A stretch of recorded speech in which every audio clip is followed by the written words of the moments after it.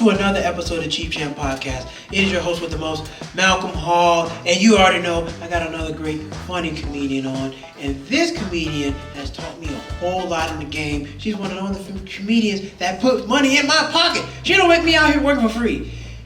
Give it up for Miss Ramona Stephens. Thank you, Malcolm. I am so glad to be here. How you doing? I'm doing great. I'm so happy that you are able to do the podcast. Thank you. Me and Ramona have been doing shows for quite some time, and she has taught me a lot about producing shows. And she's one of the only comedians, when you're doing shows, she'll pull you aside and say, look, this is how you do it like this. You know, not just trying to jump on you and tell you all kind of crazy stuff. It's always in a loving and a caring manner, and I appreciate that so much. Thank you. I consider myself, well, actually, Ian Mitchell said this about me at the Comedy Union. He said, I'm a comedian's comedian. I love comedy, and I love the art of it. If I can help you in any type of way, because I like to see people win. That I truly believe. You do love seeing people win. Yes.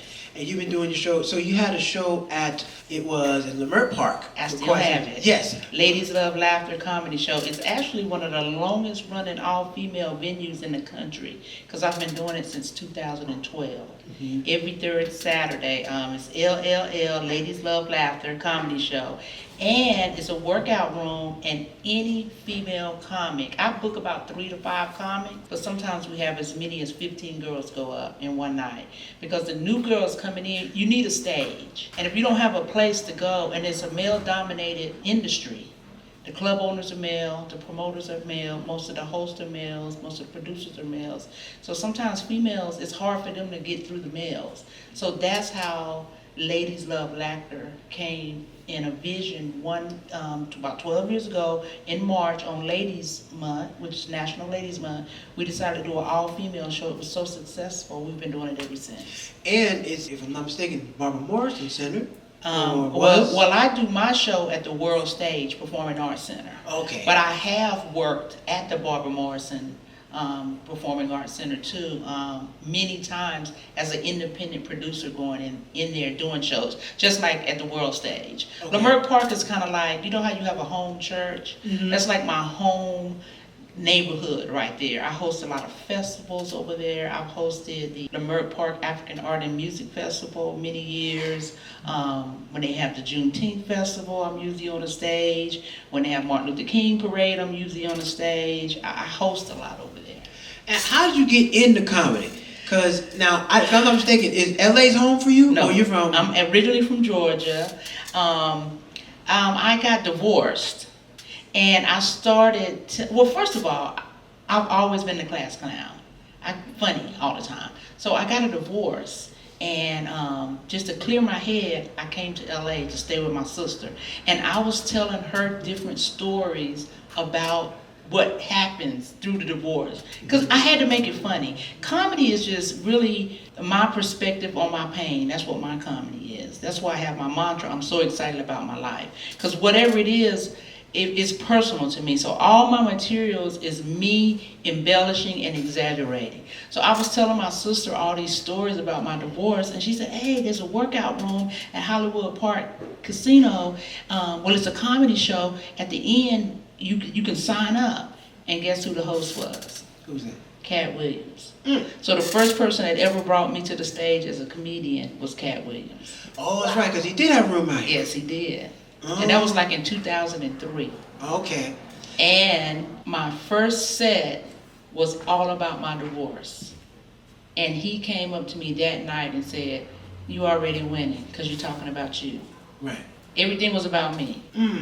Now, I love you said because you talk about them young boys. And that's some of the funny stuff. You talk about the young boys. That's funny stuff to me. Because that's part of my real life. For some reason, and I think it's my personality, I have a high metabolism. It's hard for me to sit down. I had attention deficit syndrome when I was little. My mom wouldn't let me take the medication. You know I'm black. You ain't give my daughter no medicine. You just gonna have to run all over the room. So the teachers would have to let me run all over the room and just do what I wanted to do. So I've always had that energy. So young guys are attracted to that. Oh, that's plus I got these long legs. You wrap them up and flip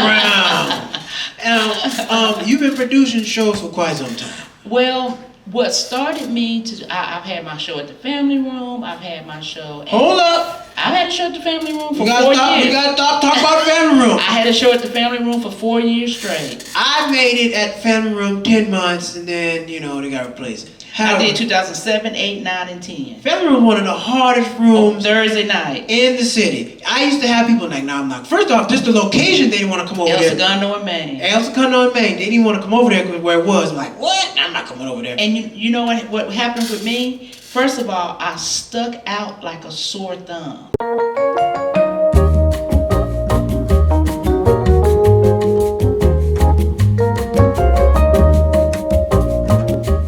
What's up, people? Thank you for tuning back into my channel. I got some new merch for you. I got hats, I got mugs, and I got the new Cheap Not Broke shirt with the patch on them. This stuff is official. I got it hot off the press, sewn on just for you. I got black, red, and white. Head over to cheapnotbroke.com and grab your merch.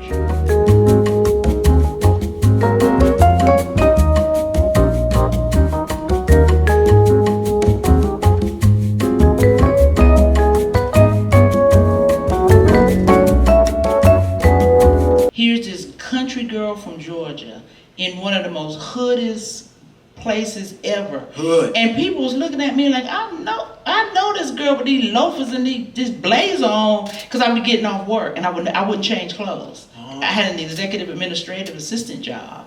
So I was coming in there, I would get off work at 5 o'clock, go home, have something to eat, get on the road at about 7, get to the family room about 7:30, 7:45, and show started at 8, and I had my work clothes on. So they were looking at me like, but when I got up there and started talking about these little dick niggas get on my nerve, they were like, did she just say, because I didn't look like I would say that. Right.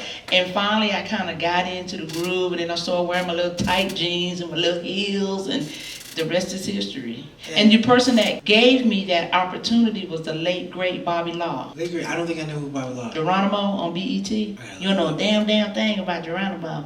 Okay, you look up Bobby Law. Yeah, he brought me out there. Then he could no longer do the show, and he introduced me to the owners, and then they let me host it. And this is at the family room? At the family room. Family room, audience don't give a damn about you. If you're not funny, we're going to turn over here, we're going to turn this into a party. Them niggas start playing dominoes during your set if you ain't talking about nothing. But that's when you have to be aggressive. Yes. You have to be aggressive, and you have to come up with different things that can stop the crowd. And mine was roasting people. So I got roasting people without insulting them.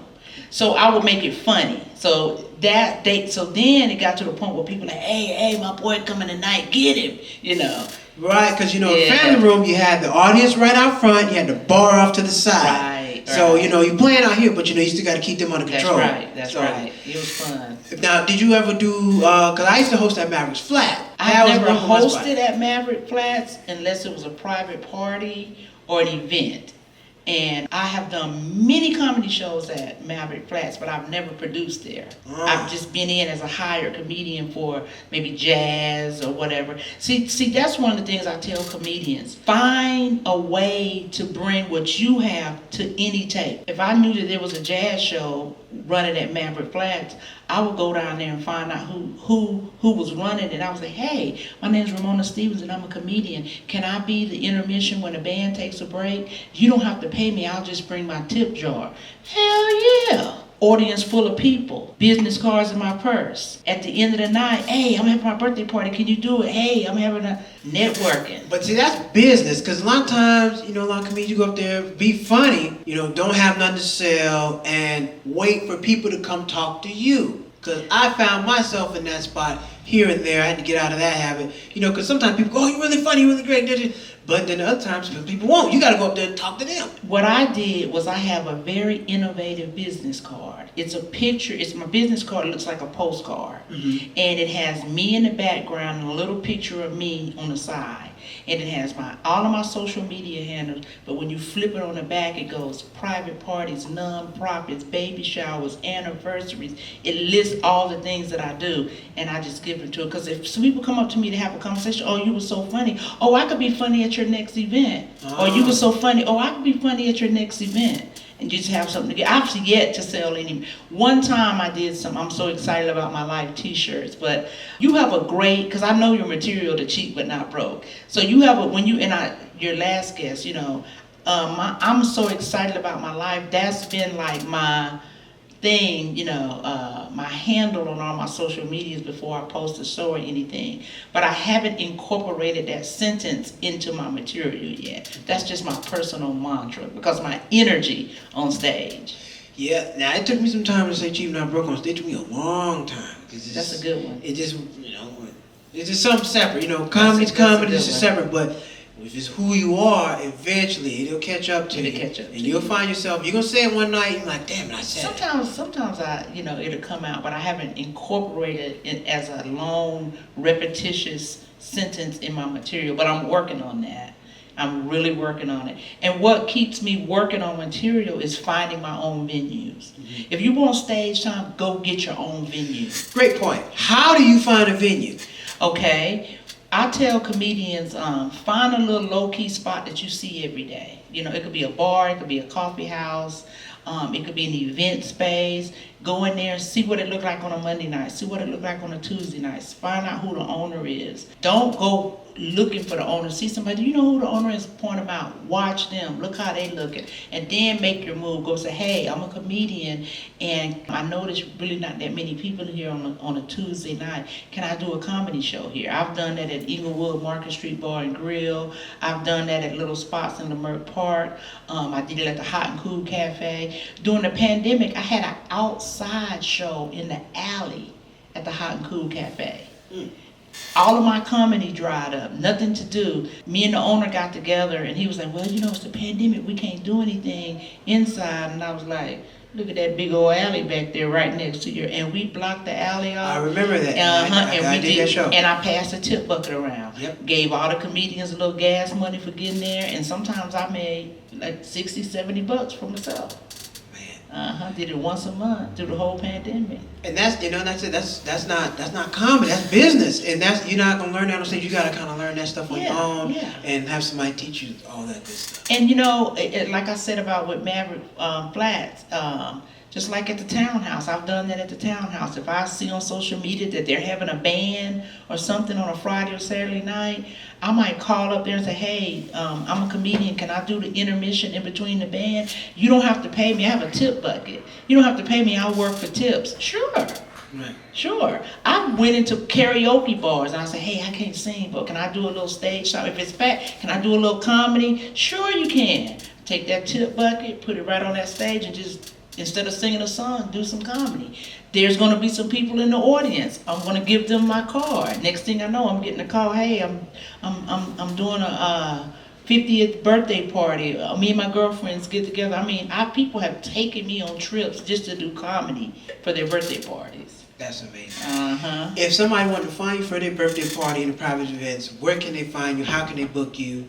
And if somebody wants to get you on their podcast, how can they get you? Okay, well, my Instagram is Ramona Funny. That's my name, Ramona Funny. And I'm on social media as Ramona Stephens. And Stephens is Stephen's. And if you spell it the wrong way on a flyer for a show, I might not come till you fix it. And you can DM me, and then we can exchange information, and I'll be glad to do it. And my show, Ladies Love Laughter, is Saturday, August the 19th. I'm going to be at the Laugh Factory Monday, August the 14th. And I'm going to be at the Barbara Morrison Performing Arts Center Saturday, August the 26th. And I'll be here next week, and she spelled her name for you. So if you can't spell it, play the video back again. Good night. Good night. Thanks, Malcolm.